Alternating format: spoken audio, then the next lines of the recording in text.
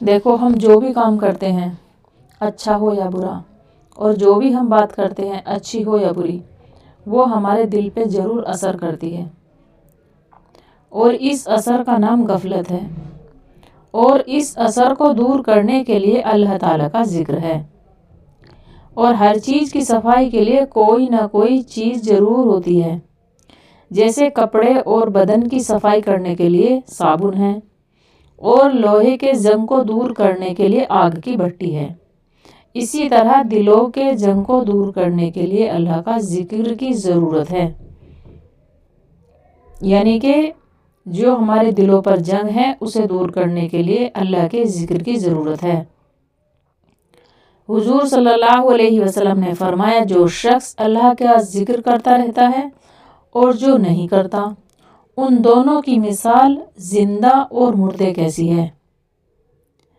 ذکر کرنے والا زندہ ہے اور ذکر نہ کرنے والا مردہ ہے، بخاری شریف کی روایت ہے۔ اور جس طرح سے مہینوں کے اعتبار سے رمضان المبارک کا مہینہ، اور دنوں کے اعتبار سے جمعے کا دن، اور راتوں کے اعتبار سے لیلۃ القدر کی رات سب سے افضل ہے، اسی طرح وقتوں کے اعتبار سے فجر کی نماز کے بعد اور عصر کی نماز کے بعد کا وقت بہت ہی افضل ہے۔ ان وقتوں میں زیادہ سے زیادہ اللہ کا ذکر کرنا چاہیے۔ اور حضور صلی اللہ علیہ وسلم اللہ کا پاک ارشاد نقل فرماتے ہیں کہ فجر کی نماز کے بعد اور عصر کی نماز کے بعد تو تھوڑی دیر مجھے یاد کر لیا کرو۔ ایسے تو ہر جگہ اور ہر گھڑی اور ہر وقت اللہ کا ذکر کرنا چاہیے، کیونکہ ہماری زندگی کا مقصد اللہ کی یاد ہے۔ حضور صلی اللہ علیہ وسلم کا ارشاد ہے کہ جنت میں جانے کے بعد اہل جنت کو دنیا کی کسی بھی چیز کا افسوس نہیں ہوگا، تعجب ہوگا تو اس گھڑی کا ہوگا جو دنیا میں اللہ کے ذکر کے بغیر گزر گئی ہوگی۔ جن لوگوں کی زبان اللہ کے ذکر سے تر و تازہ رہتی ہے وہ جنت میں ہنستے ہوئے داخل ہوں گے۔ سبحان اللہ۔ روزانہ صبح و شام ان دونوں وقتوں میں عادت ڈالنے کے لیے بزرگان دین نے 3 تسبیحات کی پابندی بتلائی ہے۔ نمبر 1 تیسرا کلمہ، نمبر 2 درود شریف، نمبر 3 استغفار۔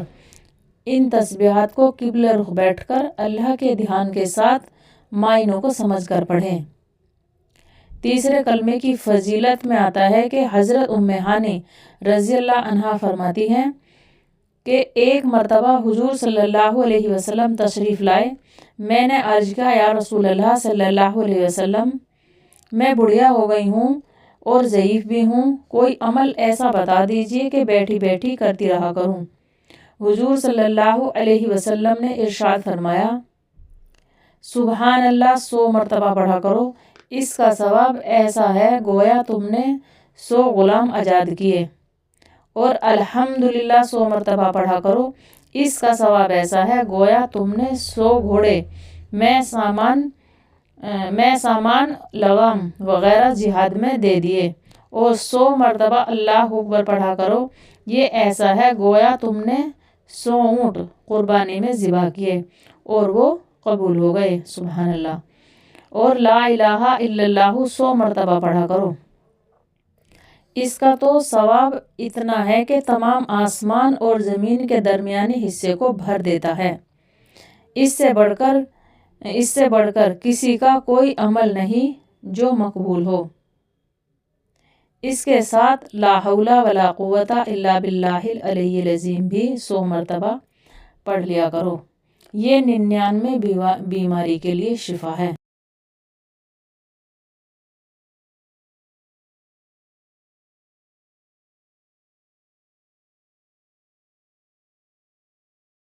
دوسری تسبیح درود شریف کی ہے۔ حضور صلی اللہ علیہ وسلم کے جو احسانات ہم پر ہیں اس کا بدلہ تو ہم چکا نہیں سکتے، جتنا بھی ہم سے ہو سکے درود پاک پڑھتے رہیں۔ حضور صلی اللہ علیہ وسلم نے فرمایا، قیامت کے دن میرے قریب سب سے زیادہ وہ شخص ہوگا جس نے سب سے زیادہ مجھ پر درود بھیجا ہوگا۔ दूसरी हदीस में है कि हुजूर सल्लल्लाहु अलैहि वसल्लम ने फरमाया, जो शख्स मुझ पर एक मर्तबा दुरूद भेजता है, अल्लाह ताला उस पर 10 रहमत नाजिल फरमाते हैं और उसकी 10 खता माफ़ कर दी जाती है और जन्नत में उसके 10 दर्जे बुलंद कर दिए जाते हैं। सुभान अल्लाह। और 10 नेकी भी उसके लिए लिख दी जाती है। तीसरी तस्बीह इस्तग़फ़ार की है। हम बहुत गुनाहगार हैं, चलते फिरते उठते बैठते हमसे गुनाह हो ही जाते हैं। हुजूर सल्लल्लाहु अलैहि वसल्लम गुनाहों से बिल्कुल पाक साफ थे, फिर भी 80 या 100 मरतबा इस्तग़फ़ार रोज़ाना फरमाया करते थे। हमें भी चाहिए कि कम से कम सुबह व शाम 100 मरतबा इस्तग़फ़ार पढ़ लिया करें। जो शख्स अस्तग़फ़िरुल्लाहल्लज़ी ला इलाहा इल्ला हुवा अल हय्युल क़य्यूम व अतूबु इलैह 3 मरतबा पढ़े, उसके तमाम गुनाह माफ़ कर दिए जाते हैं, चाहे समंदर के झाके बराबर हों, चाहे मैदान जिहाद से भागा हुआ हो। हज़रत बिन अब्बास रज़ियल्लाहु अन्हु रिवायत करते हैं कि रसूल अल्लाह सल्लल्लाहु अलैहि वसल्लम ने इरशाद फरमाया, जो शख्स पायबंदी से इस्तग़फ़ार करता रहता है, अल्लाह ताला उसके लिए हर तंगी से निकलने का रास्ता बना देता है और हर गम से उसे निजात अता फरमा देता है और उसे ऐसी जगह से रिज़्क़ अता करता है जहाँ से उसे गुमान भी न था। इसके साथ साथ रोज़ाना कलाम पाक की तिलावत भी करती रहे और मसनून दुआओं का एहतमाम करे। अल्लाह हम सबको अमल करने की तौफीक अता फरमाए। आमीन।